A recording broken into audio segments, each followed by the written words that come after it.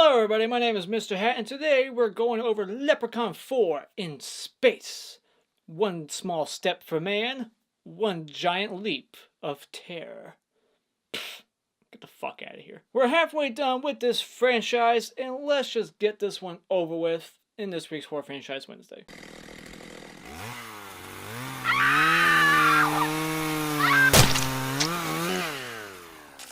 Leprechaun 4. Alright, it's rhyming time. Let's go over the synopsis, shall we? Once again, there's no continuity. It's the year 2096. A group of space marines go to the planet of Ithaca and blow the leprechaun to bits. The lep's still alive, Eureka! And sneaks inside of a marine's urethra. They dance and celebrate while the doctors do some research. Then a couple goes to make love until his little thing hurts. The leprechaun breaks out of the man's junk like a total cockblock. Then Dolores runs back to the others in total complete shock. They gather their rifles and the hunt is now on, but one by one they're killed by the leprechaun. Until it's just Brooks and Tina and my favorite character Styx. And now not only is there a giant leprechaun, but also a Dr. Mitten spider in the mix.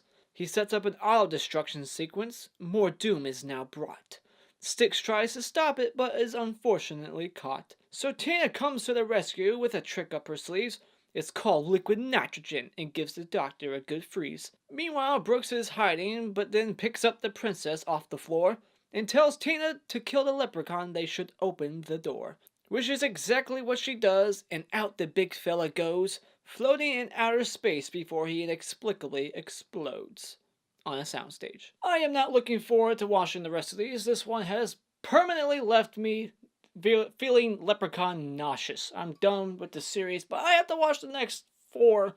There's a direct sequel, 2 hood ones, and a remake that has nothing to do with leprechauns, like the Halloween 3 of this series, where it doesn't actually have the leprechaun, but it has something in it. But yeah, right now, as of this upload, I'm in Florida on vacation, so I'm pre-recording this a week early, 2 weeks early, maybe.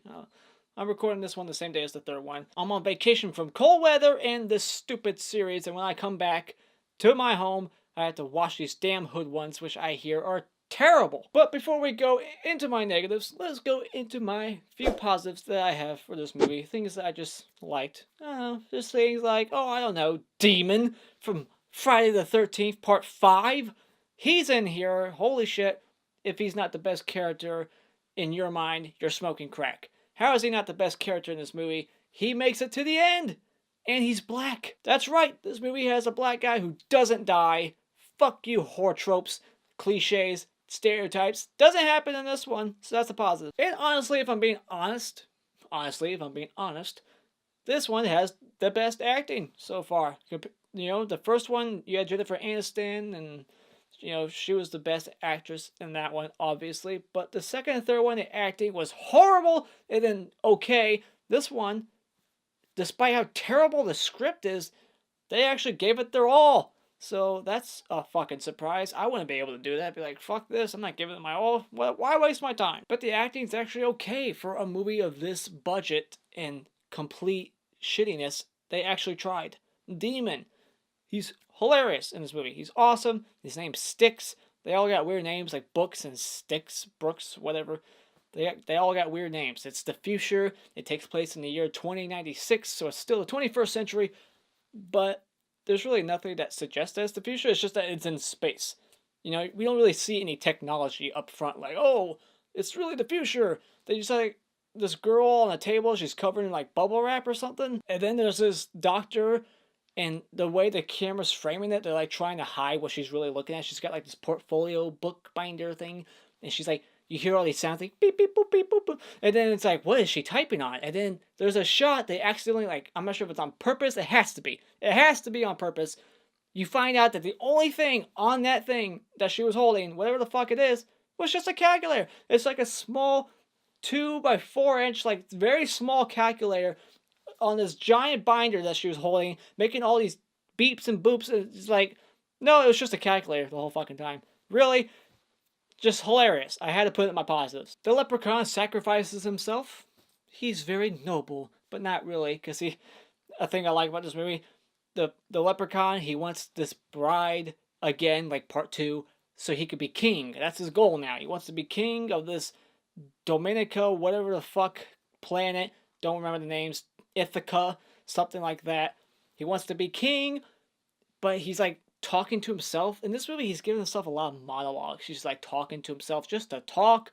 He's like talking to talking to talking. He's like talking out loud about how he's going to murder the princess on the wedding night. He's like, I wonder if the king will pay for the funeral and the wedding, or the wedding and the funeral. I thought that was funny, because then the princess has a monologue with herself, and she's like, I'm gonna kill him on my wedding night. So I thought that was just funny. We got this guy, his name's Dr. Mittenhand, and whenever he pops up on the screen, you can't help but smile and laugh, because he's always like looking down. You know, he's got his big wide eyes, he's looking down, it's like FaceTime or something. But he's always looking down because, metaphorically, I guess he's just always looking down on people. He's always looking down at others because he thinks he's just such a fucking genius. But he's not. He's a dipshit. If he was so smart, he wouldn't have lost over half his body to a science experiment.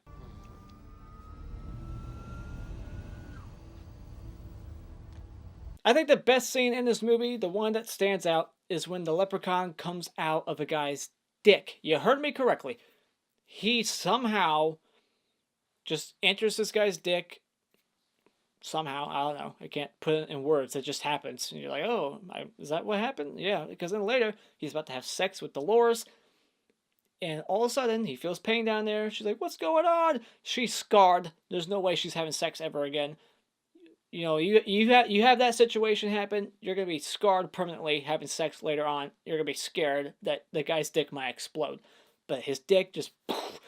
Leprechaun comes out. He says a funny one-liner about always wearing condoms. You should always wear condoms, kids. And then he starts talking like John Wayne. There's like lots of movie references in this movie. He has like a lightsaber, Star Wars references because it's in space, so they have to. It's corny as shit. I thought it was hilarious every time that Dr. Mittenhand was like short-circuiting himself because he's like half robot, half human. He's like a cyborg. He only has one arm and like half his torso. He looks like Sam in Final Destination 5, right when he gets sliced in half by that one thing. But he's got one arm. He's got like all these bolts. Giant fucking robot lower half, and he's bald. He looks like a Dr. Evil ripoff. And he has this German accent. That's a negative. Huge fucking negative right there. His German accent is so fake and forced and stupid. Anybody can make W's sound like V's and TH's sound like S's. Alright? It's annoying. It's stereotypical and stupid. But he just went on these rants like he was Hitler or something, and he would just like hit his board and it would short circuit himself, so he'd be like spazzing out. That was funny. That was one of the only funny things from that character. Once again, continuity with the look of the leprechaun. The hands kind of got like weird looking at some moments, but overall, he looks the same, but for the most part, a lot more liver spots and whatever the fuck that is. But the leprechaun, he's kind of like not as entertaining in this one. Like, sure, he gets in like little firefights and he's got the lightsaber, but overall, like, he's okay. Like, he's a positive because he's still the best part. That's who you're wanting. That's who you want to see. But overall, compared to like, 1, 2, and 3, I don't think he's that entertaining. He could have been more entertaining. He could have said a lot more funny shit, but he just doesn't really. He has like these monologues with himself, like I said, but they're not that entertaining, except for the one where he's talking about murdering his wife on the wedding night. Talking about the father's going to pay for the funeral. I already said that. But, he's okay, but he could have been more funny. In this one, the leprechaun officially does not teleport. I say he didn't teleport in part 3 until like this one spot, but in this one, he doesn't teleport at all. He's doing the hallucination tricks again. Once again, he's pretending to be a woman. That seems to be the only thing he does with hallucinations. Like in part 2, he pretends he's Bridget twice. In this one, he pretends he's Tina, and she's like all naked. Tina, it's really the leprechaun. She's like, help! He took my clothes off, just to kind of force some nudity in this movie. And holy shit, this is the best example of forced nudity. There is a scene where the princess, who they get from the leprechaun, I think they just still have her. I don't think she's with the leprechaun. They don't know she's working for the leprechaun. They think she's like a hostage. But she is from this other planet, so there's different rules and, blah, blah, blah over there. All of a sudden, out of nowhere, this will make your jaw drop if you're watching this by yourself like me. Out of fucking nowhere, she just takes her little Princess Leia bra or whatever and just opens it up. Her tits exposed, glitter all over. Just she's got all this glitter on her face because that's the fuchsia style. And she's like, but what she is saying, just mind baffling, stupid. She's basically just like, you're all doomed. I'm sentencing you to death. Because in my culture, if I show you my tits, I'm sentencing you to death. On the planet Dominica, when a woman of royal blood shows you her breasts, it's a death sentence. And what part of her anatomy is she gonna kill me with? That is forced nudity if I've ever seen it. Like, how can we get this chick's top off? I got it! I got an idea. It's part of her culture. She has to show you her tits so that she can be like, you're screwed. Thinking about it as a guy, that's not a bad way to go. Like, I died because I saw a woman's tits. I'd go out like that. Just like Bruce Willis, I would die hard. There's a scene where this guy, the leprechaun, like, tears his suit open and he's in this, like, garbage disposal area. He's, like, in this room that, like, has, like, flesh-eating bacteria all over the place. And the next time we see him, he's a complete skeleton. Just all his flesh eaten off. That was funny. I like that. I like that the leprechaun gets big. It's just something different. That's another thing that stands out from this movie. Like, if you think about this movie, you're like, alright, the dick scene and the leprechaun gets big. And this movie, like, hints at it. Like, they keep, like, hinting at what's to come. They have, like, this shrink ray. And they never, like, show it, like, make things way bigger. But it's like, why are they showing this? And then at the end, they make the leprechaun big. But it doesn't really do anything. Like, for the story, it's just kind of like there, like, oh, he's big now, funny, yeah. It doesn't give him any advantage. Like, he doesn't kill anybody while he's big. It doesn't do anything, really. It's just like, oh, he's big now. And then they suck him out into, like, space, and he blows up for no fucking reason. You don't just blow up when you're in space. Unlike the third movie, we got this character arc where the girl actually does fall in love with the guy. The whole movie, she's, like, shutting him down. She's just like, I'm a doctor, you're an idiot. You're just a bro marine guy who thinks you're hot shit, whatever. But then at the end of the movie, they get together, they kiss, sunset, roll credits. I thought it was odd that she went from like this woman who's like, I don't believe in guns, to like, fuck it, give me your piece. But at least there's a character arc somewhere in this film. Usually these movies don't try for any arcs, but there's at least one in here. And I would say that most of the budget probably went to the practical effects for Dr. Mitten Spider. When he turns into that spider creature, I thought the effects, the practical work on that was pretty good. Other than that, the practical effects everywhere else was non-existent because there's no gore. So let's just go into my negatives. There's no gore. Dick explosion. No gore. The guy gets the lightsaber to his legs. Off camera, guy gets crushed by something. We don't see him like physically collapse like that kid in Final Destination 2. We don't see anything. This girl falls off a balcony. Oh, we don't see her actually land. Like, this movie is just so low budget, you can even see, like, cables when a leprechaun's jumping very far. Cable, you see it.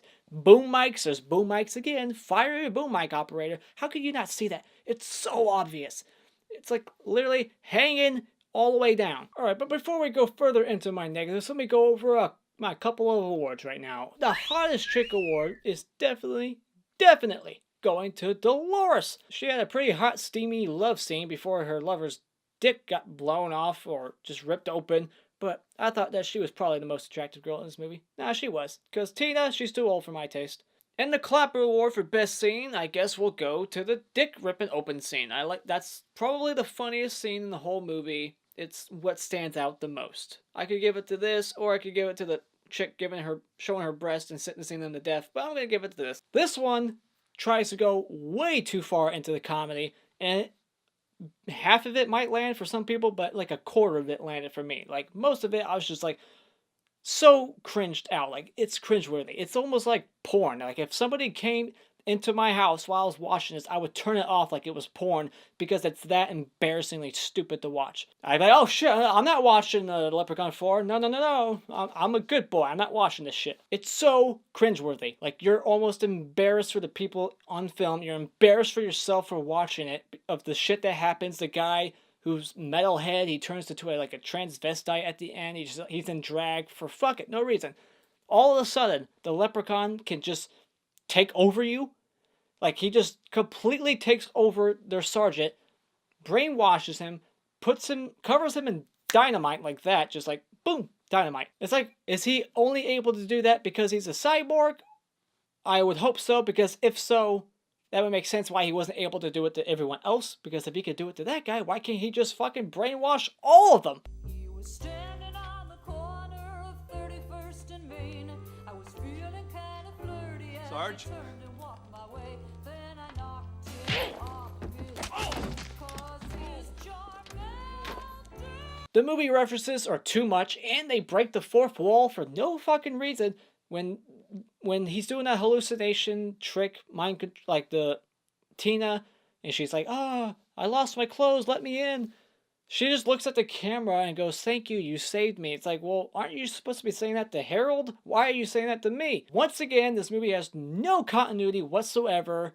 The movie just starts with the Leprechaun alive. He's on some other planet. He's kidnapped this bride who immediately, after he's like, "I'll make you rich," she's like, "Oh, I forgive you for kidnapping me. I'll be with you for money." No likable characters except for Demon. He is the only, that's not his name, but his name sticks. Demon, he's a good character. I like him. He's funny. Love him. That's it. The Leprechaun no longer cares about shoes. What happened to that? You know, in the second one, he at least polished this guy's shoes. In the third one, he made a reference to a guy's shoe, like, "Oh, nice leather." No shoe references in this one. The gold's like not even a thing no more. They almost just force it in at this one point where he's like looking for his gold, and I'm thinking like, wait, they stole your gold? When and how? You just make your gold appear whenever the fuck you want.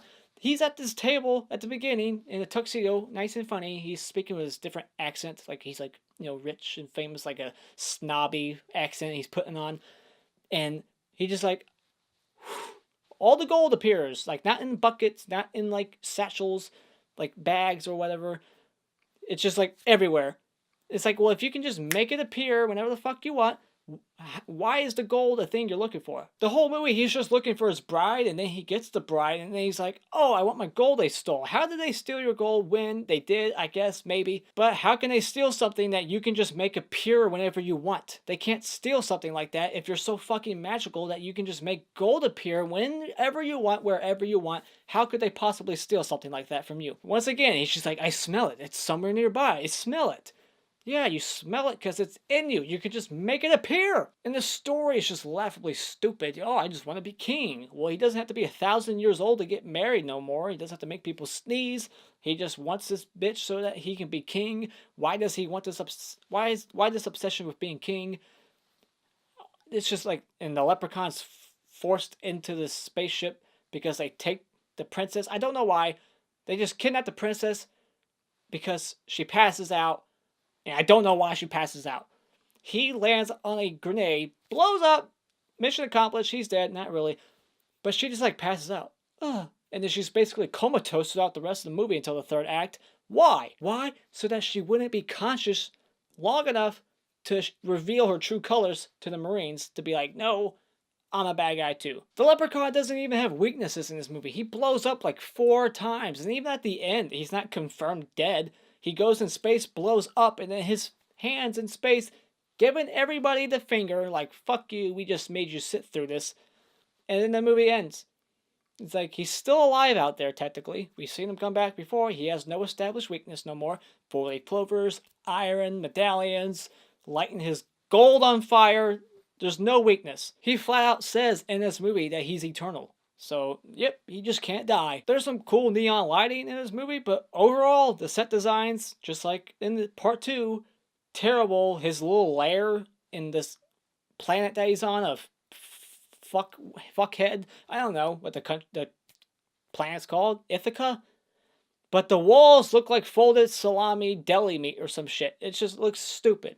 And god damn it, the CGI is terrible. You would expect it to be terrible, so I shouldn't harp on it, but I'm going to. It's laughable. Harold, this, secondhand, Dr. Brio to Dr. Cortex type of character, he, working for this Dr. Evil guy, he doesn't even know what he looks like. You're working for this guy and you've only seen his face? Really? How long have you been working with him? Because once Dr. Mittenhand, or whatever the fuck his name is, comes out, reveals to be a cyborg, he's like, "Oh, that's what you look like. How have you not seen him yet?" But Harold, there's one scene where he clearly just admits that he's gay. He talks to the Marine Brooks, or Books, and he says something stupid, but it's implying that he's a homo. And then, like, not even 5 minutes later, he's trying to sexually seduce the princess who's comatose and, like, knocked out. So is he bisexual? Maybe, but ugh. And Dr. Mittenhand's German accent is fucking annoying. Alright? It is the first accent in the world! Alright? That's what he sounds like throughout the whole fucking movie. Every W is a V and THs are S's. And close your damn eyes every once in a while, you Dr. Evil fucking ripoff. The Leprechaun no longer rhymes. I don't think he rhymes once in this whole fucking movie. Not once. In fact, over half his dialogue is just pointless garbage. Just talking to himself. Saying stupid shit. Like I said, the Leprechaun's a downgrade. He's not that entertaining anymore. Just because he says 1 or 2 movie references doesn't mean, like, oh, it's a great movie. No, it's not. There's a scene where Books is shooting at the Leprechaun with his futuristic weapon, misses every shot, and then they go in the other room, and Tina's like, you're really good with your rifle. And she's fucking serious. Like, he's good with his rifle because he missed every shot? Or are you saying he's a good shot because he shot the handcuff off of himself? Yeah, the Leprechaun just makes handcuffs appear out of thin air to handcuff Books. Why doesn't he do that to everybody? But it doesn't take a great shot to shoot handcuffs off right next to you. Like, you literally just aim the barrel, boom. You don't have to be a good shot. I thought that line was so stupid. You're a great shot, seeing as how you missed every fucking shot. This movie bends the rules of reality way more than Part 3. We got this guy who, this metal server's plate just comes flying and hits the Harold bisexual dude right in the face, and his head's pancaked. No blood. His head doesn't, like, open up or anything. It's just flattened. And he's got the weirdest fucking look on his face. It's so goddamn terrible. What is this movie trying to do? Is this real life, or what is it? What kind of universe are we in now? It's too much. It's too much. It's way too much for me. It's too cringeworthy. The humor does not land. It's way too much. And like I said, you know, the drag scene and the forced nudity, it's way too forced. Like, I would have liked to see some tits, but not because of that stupid explanation. You're doomed! And I hate this in every movie. Why is there even such thing as self-destruction? Like, this whole place is going to self-destruct in 10 minutes, and they give you, like, a countdown. Why is that even a thing? In anything. Once the princess wakes up, she basically is on board with the Leprechaun, and they see that, the Marines. Like, she flat out is, like, with the Leprechaun. She's not, you know, in distress, like, save me! She's on the Leprechaun side, and then she shows her tits, dooms them, and then still 2-3 times they keep trying to save her. They keep trying to capture her. Like, we gotta go get the princess. It's like, you're not Mario, alright? You're a Marine. She's not a princess you need to save. She's on the Leprechaun's side. Just because she showed you her tits doesn't mean you owe her shit. And there's, like, no ending explanation with this princess. Like, what happens with her? What? Do they arrest her?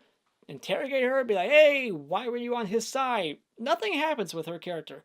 Like, the Leprechaun flies out, blows up. The 3 people that are alive, besides the princess, they all happy, hug each other, fades to black, and what about the princess? She's still on board with you. Like, on your ship, still a bad guy. So go take care of her. What happens with her character? Does she get returned to her planet? Does she become queen? She calls herself queen, even though she's a princess. So what happened there? Bad writing. Does she just want to get returned back home?